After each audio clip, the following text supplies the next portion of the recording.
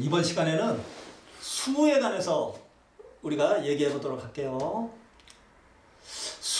숫자 이런 게 왜 생겼을까요? 맞아요. 우리가 필요는 발명의 어머니라 그러잖아요. 필요에 의해서 생겨났어요. 우리가 계산을 해서 그것을 기록하고 그러다 보니까 숫자가 생겨난 거고, 또 이러한 여러 가지 숫자를 계산하다 보니까 또 다른 수의 개념이 필요하고 이런 거잖아요. 그래서 예를 들어서 우리가 보면은 우리가 가장 기본적으로 나타내는 수 하나, 둘, 셋, 넷 이런 걸 자연적인 수라 그래서 우리는 자연수라 그래요. 자, 자연수. 자연수는 영어로 내추럴 넘버라 그러면서 그래서 흔히 뭐 n으로 많이 표시하기도 해요. 자연수. 자, 그래 자연수는 뭐냐? 1, 2, 3, 4 이렇게 무한대로 가겠죠. 그 다음에 우리는 양수에서 큰 수에서 작은 수를 빼면은 자연수가 나오는데, 작은 수에서 큰 수를 빼면은 이걸 어떻게 표시할 수 있는 방법이 없어요. 그렇죠? 예를 들어서 4에서 3을 빼면은 1이 되지만은 3에서 4를 빼면은 이거 뭐 어떻게 나타낼까 이런 생각 하잖아요. 그래서 요거를 우리는 앞에다 요 빼기 부호를 써서 이걸 마이너스라고 표시하고 마이너스 1이라고 읽어요. 요걸. 그러니까 음수라 그래요. 요걸. 그러니까 요거는 자연수고 요거는 음의 자연수 또는 음의 정수 이렇게 얘기해요. 자, 그래서 이런 걸 음수, 음의 정수, 음의 정수 이거는 자연수에다 마이너스 부호를 붙인 거예요. 마이너스 부호를 붙인 거예요. 음의 정수다. 근데 자연수하고 음의 정수가 아니라 똑같은 수를 뺐을 때 우리는 그것을 0이라는 숫자가 가운데 하나 있으면 딱 좋겠네요. 그럼 우리가 셀 수 있는 딱딱딱딱 이렇게 아주 정확하게 우리가 간격이 아주 정확한 수가 되죠. 그래서 요거는 아주 정수라 그래요. 요거를 정수. 정수라 그래. 이 정자가 여러분들이 정수가 뭐냐? 이 정자는 제가 여러분들한테 이거 얘기할 때 정수에는 여러 가지 성질이 있어요. 그 중에서 대표적인 성질이 아주 가지런하다는 거예요. 정리정돈이 잘 돼 있는 수예요. 아, 이 정수에서 정수는 무슨 수다? 정리정돈이 잘 돼 있다 이렇게 된 거예요. 정리정돈이 잘 돼 있는 수다. 왜 정리정돈이 잘 돼 있느냐? 조금 있다가 우리가 이 수를 좀 우리가 말로만 할 게 아니라 어디가 나타낼 수 있는 건 어떻게 나타낼 수 있나? 그거를 수를 나타내는 직선. 우리가 이렇게 해서 화살표 방향을 써요. 화살표 방향은 커지는 방향이다. 양의 방향이다. 커지는 방향이니까 양수 방향이 되겠죠. 양수 방향이다. 화살표를 쓰고 여기다가 예를 들어서 가운데에 0을 표시하면 요만큼이 1, 요만큼이 2, 요만큼이 3 여기서 요만큼 똑같이 길이를 똑같이 해서 요만큼은 마이너스 1, 요만큼은 마이너스 2 이렇게 우리가 표시하는 거예요. 이런 거를 수직선이라 그래요. 그래서 우리 학생들 중에서는 수직선이란 말이 수학에서 두 가지가 있는데 사실은 선생님 이거 수직도 아닌데 왜 수직선이라 그래요? 아, 이거는 자 요거 보면은 우리가 두 가지로 볼 수 있어. 수를 나타낸 직선이 되고 수직인 선이 되고 이렇게 두 가지가 있기 때문에 요거는 수직선이에요. 그래서 영어로는 넘버 라인이라고 얘기하면 돼요. 이거는 수직선이다. 다시 말하면 수를 나타내는 직선이다. 그래서 이걸 수직선이라 그러는 거예요. 우리가 또 다른 이 수직인 선은 이렇게 직각을 이루는 이 두 선을 우리는 수직선이라 그러는 거예요. 수직선이라 그러고 이거는 수직선이다. 넘버 라인이다. 우리가 이렇게 얘기를 하면 좋아요. 자, 그래서 다시 한번 얘기하지만 정수는 정리정돈이 잘 돼 있는 수다. 정리정돈이 잘 돼 있는 수다. 이렇게 우리가 외워도 돼요. 이게 뭐 필요해요? 우리가 이해하기도 하지만은 이것이 수학에서 조금 필요할 때가 있어요. 자, 한번 보면은 여기 보면은 마이너스 2, 마이너스 1, 0, 1, 2 아주 정리정돈이 잘 돼 있잖아요. 그래서 우리는 정수라고 하고 영어로는 인티저라고도 하고 인티거라고도 하는데 자, 인티거 또는 인티저 이렇게 얘기를 해요. 자, 그래서 우리는 수직선이다. 이런 거 얘기하고 이건 정리정돈이 잘 돼 있는 수다. 그런데 이것만 필요한 게 아니에요. 오늘 공부할 거는. 왜? 우리가 더하기 빼기에서는 우리가 자연수를 가지고 더하기 빼기 하는 데서는 정수 가지고 다 해결이 돼요. 그런데 나누기 할 때는 곱하기도 상관없이 다 해결이 되는데 나누기 할 때는 조금 달라요. 예를 들어서 12 나누기 3 하면은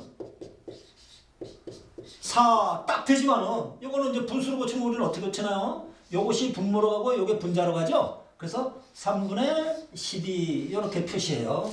우리나라에서는 분모를 먼저 쓰고 분자를 많이 쓰는 게 맞는데 보통 서양에서는 분자를 먼저 쓰고 분모를 나중에 쓰기도 해요. 읽을 때도 분자를 먼저 읽고 over 3 이렇게 얘기한다고요. 그래서 하여간 어찌됐든 우리는 3분의 12 이렇게 하면 이거 정수가 딱 돼요. 근데 딱 떨어지지 않는 것도 있잖아요. 여러분들이 다 알다시피. 예를 들어서 5 나누기 3 이걸 어떻게 표시할까요? 표시하기 쉽지 않잖아요. 그렇죠? 또 7 나누기 2 이거는 딱 떨어지지 않아요. 그래서 우리는 이걸 어떻게 쓰냐면 3분의 5 요거는 2분의 7 다시 말하면 나누기 뒤에 있는 거를 분모로 가고 앞에 있는 거를 분자로 가고 이렇게 나타나기로 해요. 그래서 이렇게 분수로 나타낼 수 있는 수를 유리수라고 해요. 다시 말하면 이거는 예를 들어서 자연수나 정수는 4는 1분의 4라고 얘기해도 되고 물론 2분의 8도 되지만 우리 약분한 경우를 우선으로 치면은 또 마이너스 7은 마이너스 1분의 7도 되고 1분의 마이너스 7도 다 마이너스 7이기 때문에 정수는 유리수 범위에 포함된다고 얘기할 수 있겠네요. 그래서 요거를 우리는 유리수라고 얘기합니다. 유리수. 자, 유리수는 뭔 뜻이냐? 유리하다 분리하다가 아니라 요거는 이치에 맞다. 요 이차가 이치에 맞다 이런 뜻이에요. 그러니까 이치에 맞는 수 이런 소리예요. 유리. 그래서 영어로는 rational number라고 그래요. rational number. 그래서 유리수다. 그리고 그런데 이 유리수에 들어가지 않는 게 있어요. 우리는 그런 걸 무리수라고 얘기해요. 무리수. 자, 그래서 유리수는 뭐다? 분수로 나타낼 수 있는 수. 요거 외워둬야 되네요.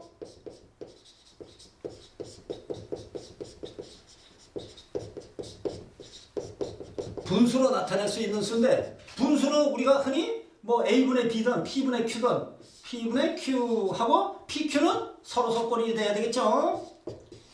서로 속꼴이 아닌 거는 약분시켜서 어차피 서로 속꼴로 나타낼 수가 있기 때문에 그래서 우리는 전 시간에 우리가 얘기했듯이 GCD PQ는 1이다. 다시 말하면 PQ에는 서로수다. 우리가 이렇게 나타낼 수 있는 수를 우리는 유리수라고 하네요. 그러면 유리수에서 문제는 뭐가 되느냐?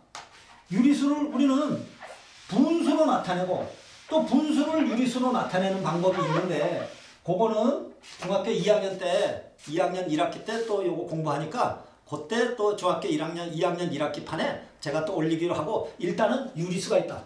무리수는 이치에 맞지 않는 수. 우리는 보통 합리적이지 않은 수. 이렇게까지 이치까지 아니더라도 합리적이지 않은 수 이렇게 우리가 얘기할 수 있네요.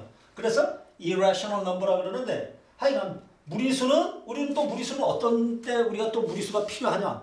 아까도 얘기했듯이 이런 모든 숫자는 필요에 의해서 이런 숫자를 우리가 만들어낸 거거든요. 그러니까 어떤 필요가 이런 게 만들어내는데 필요한 점이 있었느냐 그걸 여러분들이 한번 생각해 볼 필요가 있는데 무리수는 어떤 수를 제곱을 했을 때 우리가 이게 제곱수가 되면 좋아요. 4 하면은 x라는 숫자는 물론 2도 되고 물론 나중에 공부하겠지만 마이너스 2도 되겠지만은 어떤 수를 제곱했을 때 3이 되는 숫자는 우리가 이걸 분수로 나타낼 수 있을까요? 여기에 고민이 많았어요. 그런데 이것은 분수로 나타낼 수 없다는 것이 알려져 있어요.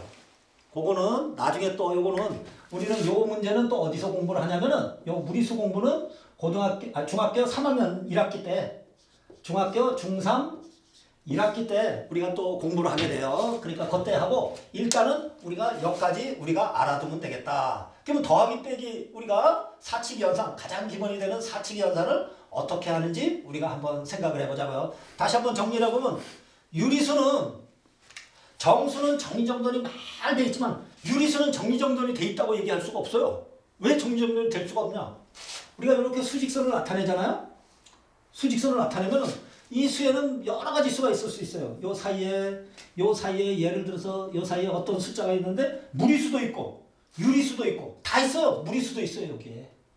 이제 이건 중학교 3학년 때 배우니까 제가 조금 더 깊은 설명은 안 할 텐데 하여간 유리수 무리수 다 돼 있어서 요 무리수를 합해서 우리는 실제 생활에 자주 나타나는 수다. 그래서 요거를 실수라고 얘기해요. 실수.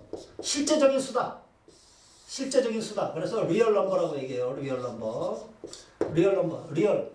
그리고 나중에 이제 실수만 가지고도 우리가 해결이 안 돼서 고등학교 1학년 때는 허수라는 것도 배워요.